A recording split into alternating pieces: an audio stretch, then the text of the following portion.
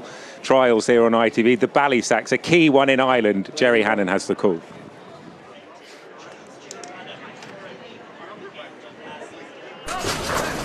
They're off over a mile and a quarter, the P.W. McGrath Memorial Ballysax Stakes. For 3 rows, it's a group race. And it is Endorsement sent on to lead South Island. They're already spaced out. Disputing the third Christmas Day and Pierre, Bonnard. Together next, a Boy Named Susie and James J. Braddock, followed by Victory Tip and then Show Shaloza. And the back marker is the Hooded Italy in a white cap.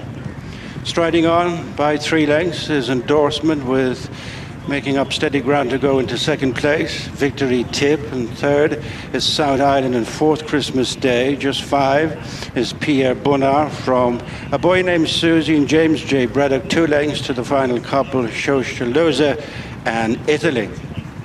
Heading on to the 6 furlong point, and the leader is Endorsement by 2.5 to Victory Tip.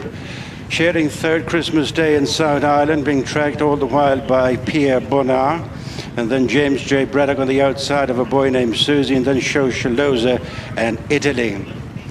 Heading inside the halfway stage, the P.W. McGrath Memorial Ballysax 3-year-old stakes. It's Endorsement continuing in the lead from Victory Tip. And then comes South Island and Christmas Day. After them is James J. Braddock, a Boy Named Susie. With those 2 is Pierre, Bonnard, who's now towards rear division, is 2 behind Italy and Show Shaloza. Heading on to the 3 furlong point and the run back for home, Endorsement nudged along in the lead, turns back for the judge, couple of lengths in front of Victory Tip, and then South Island making ground on the inside, Pierre, Bonnard, and then coming round them is Christmas Day, a Boy Named Susie. They migrate towards the near side. Endorsement still in front from South Island, and they're followed by Christmas Day. Further over, Pierre, Bonnard, with Italy from the back of the field, and then comes a Boy Named Susie. They've yet to go by Endorsement, but coming, challenging now is Christmas Day on the outside. It's the stable companions. Staying on well behind them is a Boy Named Susie, and it's Christmas Day. Christmas Day picks up where he left off at 2 in the Ballysax. Running down late on Endorsement, and then a Boy Named Susie. Perhaps the Pierre Bonnard bubble's been burst there, but Aidan O'Brien is still able to win the Ballysax with Christmas Day under Wayne Lordan, who gets his 3-year-old career off to the perfect start, Dan. Yeah, and winning in a style that we saw him round off last season as well, where he got past a Boy Named Susie. All stamina by Camelot. We're referencing in terms of the favourites pedigree, and he's also by that stamina influence, and he's got plenty of it, because for a good while I thought the long-time leader might have slipped the field.